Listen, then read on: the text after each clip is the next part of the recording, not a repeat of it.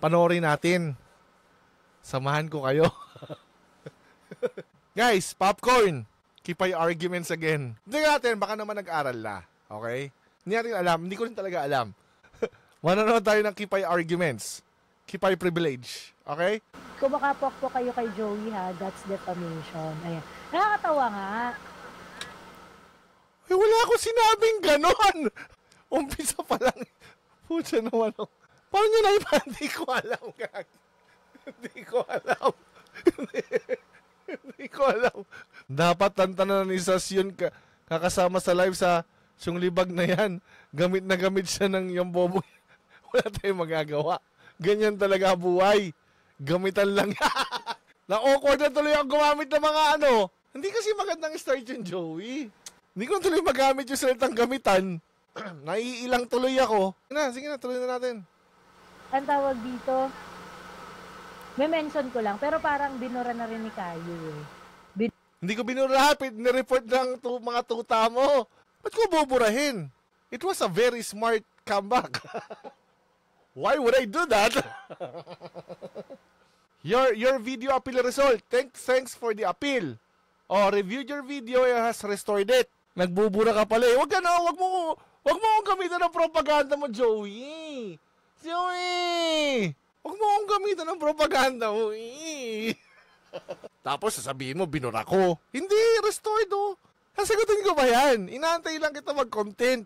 Oh, sabi kasi nung isang minion mo, hindi ka napapansinin yan. Pinansin mo ulit ako, eh. Pinansin mo ulit ako. Irresistible kasi ako. Adorable nga, eh. Hindi ko pa ito napanood, Joey, ah. Pero wish ko lang talaga, huwag kang magkamali ng sasabihin dito. Dahil masusunog ka dito. Sana lang huwag akong mapuwersa talaga. Pinubuska ko to si Kayo dahil nga doon sa kanyang big dick energy. Energy lang naman pala pinag-uusapan natin. Ba't may ganong klaseng nadamay na salita? Yung parang, alam mo yun, yung push ng push na malakas yung dating ng argument niya. Teka lang. Walang ganun sa logic. It's either yung argument mo is valid or not. Argument pinag-uusapan natin ha, hindi political reality. It's either it is valid and sound. Hindi mo kailangan yung i-capture. Iba yun. May dating talaga yung argument ko, sabi nga ni ET's teacher. Wala ba nakapansin sa inyo? Bias si Kayo sa deductive. Oo, kasi bias talaga ako sa deduction. Yung deduction, hindi mo magigets yun, Joey. Siguro, ang pinaka malapit na pwede mong gawin, abduction. Bakit? Hindi kailangan ituro yun eh. Kasi yung abduction, hindi mo kailangan yan ituro. You just do it. That's how we think. Hanggang doon ka lang, abduction ka lang. Hindi mo kasi nakaka-capture yung tarantado ka. Hayop ka.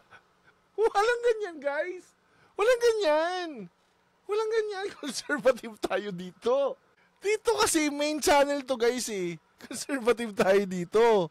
Guys, tingilan niyo yan. Ayan, naiilang tuloy ako. Baka naman hindi lang tadyong kanya Kayo, pero kita. No. No nonsense. This is not the right time. Shut up. No. No!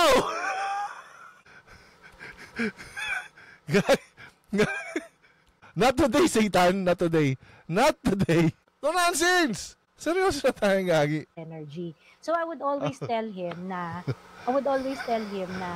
check mo yung kung gaano kalaki talaga yung titi mo. Tapos,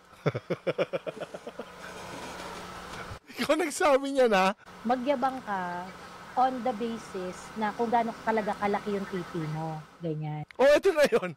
Ito na nga yung yabang ko kung gaano kalaki. Ito na yun. Kasi nga, paano ba yung malaki? Kaya ngayon yung point ko sa metaphor. Nothing is big enough for you. Nagets mo? Kasi sa'yo, nagiging subjective. Lahat sa'yo, inuurong mo ng inuurong, hindi yan big. Seryoso ba ito pinag-uusapan natin? Hindi yan big. Kasi nga nothing is big enough for you. Gets mo ba yun? Kasi nga, lagi mo lang sasabihin, hindi yan. Lagi ka lang in denial. Kaya nga, nothing is big enough for you. Nagigets mo ba? Hindi ko kasalanan siguro yun, di ba guys? Kasi nga, argument from degrees na yan. You cannot say anything is big or small.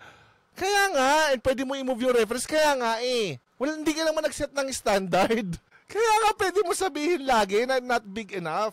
Gets mo ba?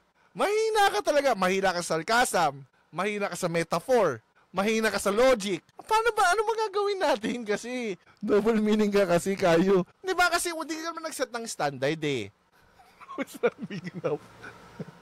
No, it's not big enough. Pre, ako na to. Buong katawan ko na to Kasi nga, di ba pwede mo nga gawin yun? Pre, pa ako na yan. Ewan ko dito kay Joey, nakakainis. Kasi kapag ganyan, mag-set ka ng standard. Kumbaga sa debate, ikaw yung controlling definition.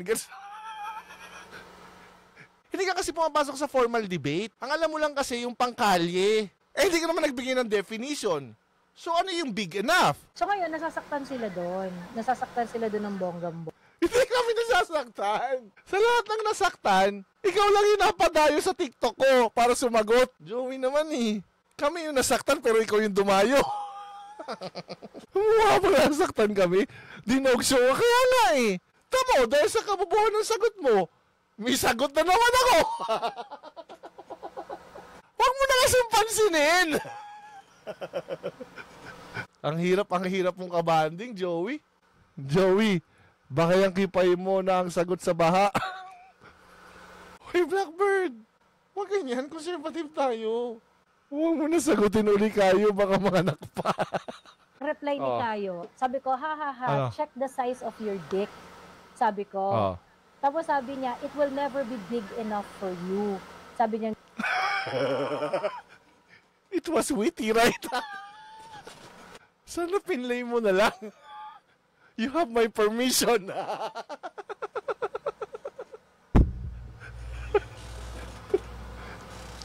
it will never be big enough for you. Sabi niya ganon. Sabi ganon ni Kayo. Tanga talaga to si Kayo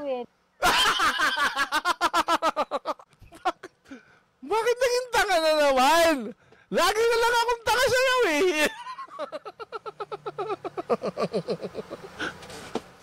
Di niya gets ka. Yung sarcasm nga di niya gets So tama nga ako. Gets mo? I know you will not get it. Oh, diba? Predicted. I know you will not get it. But they will. So tama na naman ako, Joey. Predicted. Yung green lang gets niya, gagi ang lala.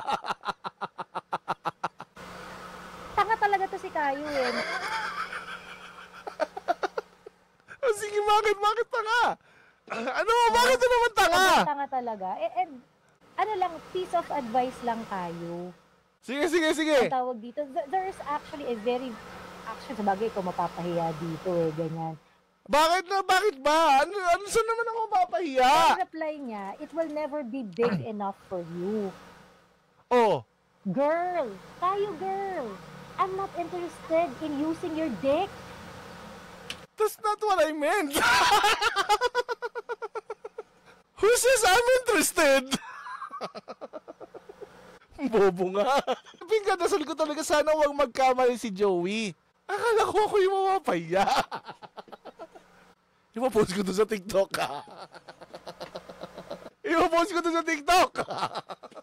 Para mapahiya ako. Sa sobrang pahiya ko ito, proud ako. Kasi now I need to defend myself. It became so literal right away. Now I need to defend my honor. I never expected that. Now I need to defend my honor in my dick. All this time pala, literal usapan, reality. Now Kayo, defend our fellow men. Girl, I'm not interested in using your dick. I'm just talking about the size of your dick. So wala kang plano I hate to do this but I have to defend my honor, Joey. Now, I feel ashamed.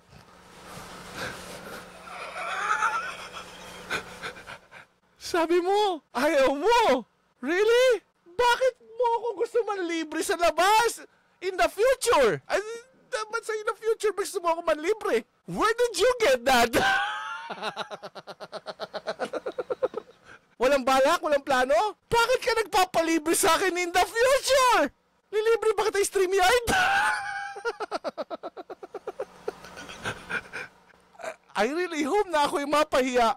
Magkabayad ka naman kayo. She offered to pay me first. I declined. I'm not that cheap. Bakit gusto mo ako manlibre in the future? You have to explain that, Joey. It wasn't literal, but you made it look like literal. Now I need to defend my honor. Ikaw na bahala mag-explain. Ipapuls ko to sa TikTok. Mamay.